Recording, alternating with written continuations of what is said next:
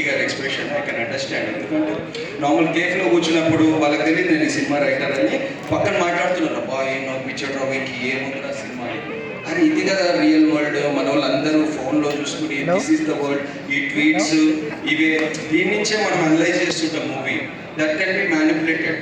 But ట్వీట్స్తో సంబంధం లేకుండా కోట్లు తెచ్చే అతను అనిల్ రావుపూడి అంట గ్యారంటీ. ఎందుకంటే ఒకరిని నిలబెట్టి హ్యూమిలియేట్ చేయడం ఈజీ, ట్రిగర్ చేయడం ఈజీ, జోక్ చెప్పరా అంటే ఈజీ, ఒకటి చెప్పలేడు. వైట్ పేపర్ ఇచ్చి జోక్ రాయరా అంటే ఈజీగా.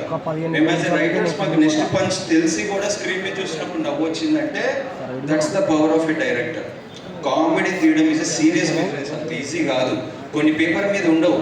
వెంకీ గారిని మీనాక్షి తీసుకెళ్తుంటే ఒక ఎక్స్ప్రెషన్ ఇచ్చి వెళ్తారు, తర్వాత ఆవిడకి అరంగేట్రం అప్పుడు గజ్జలు పెడుతుంటే ఆవిడ ఒక ఐబ్రోతో చేస్తారు, కొన్ని పేపర్ మీద ఉండవు. అనిల్ అన్న డైరెక్ట్ చేయడం comedy is not an easy task. So as a writer I can tell paper మీద ఉన్నది ఆయన ఎంత ఎన్హాన్స్ చేస్తారో. అండ్ ఆంధ్ర సైడ్ అయితే చైర్ వేస్తున్నారంట థియేటర్లో, ఎక్స్ట్రా చైర్స్. అనిల్ అన్న పెళ్లి కాకపోయి ఉంటే చాలా సంబంధాలు కూడా వచ్చాయి వాటికి. బట్ నాకే చాలా మంది ఫోన్ చేశారు గర్ల్స్, నెంబర్ అడిగితే నేను ఇయ్యాను అన్ని కాపాడుకోవాలని చెప్పి. సో ఐఎమ్ వెరీ హ్యాపీ అన్న. నువ్వు అసలు ఇప్పుడైతే సిమెంట్ అయిపోయింది పొజిషన్. అండ్ చాలా మంది దిల్రాజు గారికి బాగా డబ్బులు వచ్చాయి, శిరీష్ గారికి డబ్బులు వచ్చాయని డబ్బులు స్టేజ్ దాటేశారు. ఎందుకంటే బలిసినోళ్ళకి గొప్పోళ్ళకి తేడా ఏంటంటే డబ్బులు ఉంటే బలిసినోళ్ళు, పంచేటోళ్ళు గొప్పోళ్ళు. వీళ్ళు గొప్ప ప్రొడ్యూసర్స్. వీళ్ళకి డబ్బులు వస్తే పని కల్పిస్తారు టాలెంట్ రైటర్స్కి చాలా మందికి. సో ఇలాంటి గొప్ప వాళ్ళకి డబ్బులు రావడం very very happy. Because every morning Dil Raju గారు wakes up with an intention, ఈరోజు ఆడియన్స్ ఎక్సైట్ చేయాలని, అంతే.